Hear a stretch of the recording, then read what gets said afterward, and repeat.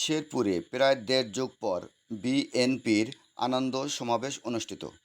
শেরপুর থেকে নিজস্ব প্রতিনিধির পাঠানো তথ্যচিত্রে ডেস্ক নিউজ। বৈষম্য বিরোধী ছাত্র আন্দোলনের ফলশ্রুতিতে দ্বিতীয় স্বাধীনতার চতুর্থ দিন শেরপুরে ঝিনাইগাতী উপজেলায় বিএনপির উদ্যোগে প্রায় দেড় যুগ পর আনন্দ সমাবেশ অনুষ্ঠিত হয়েছে। ৯ আগস্ট শুক্রবার বিকালে উপজেলা রাজমণি হোটেল প্রাঙ্গণে এ সমাবেশ অনুষ্ঠিত হয়। উপজেলা বিএনপির ভারপ্রাপ্ত আহ্বায়ক আলহাজ মোহাম্মদ শাহজাহান আকন্দের সভাপতিত্বে প্রধান অতিথি হিসাবে উপস্থিত ছিলেন জেলা বিএনপি সভাপতি এবং শেরপুর ৩ আসনের ৩ বারের সাবেক সংসদ সদস্য মাহমুদুল হক রুবেল। উপজেলা বিএনপির যুগ্ম আহ্বায়ক আব্দুল মান্নানের সঞ্চালনায় আরও উপস্থিত ছিলেন আতাউর রহমান, আব্দুর রশিদ, রুকনুজ্জামান, আব্দুল মান্নান, হীরা, সামিউল হক সাদা, মেহেদী হাসান বিপ্লব, মাসুম বিল্লাহ সহ অনেকেই বক্তব্য রাখেন।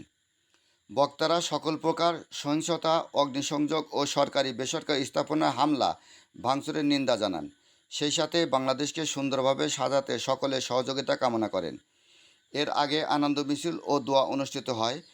উক্ত আনন্দ সমাবেশে বিএনপি ও অঙ্গ সহযোগী সংগঠনের নেতৃবৃন্দ উপস্থিত ছিলেন।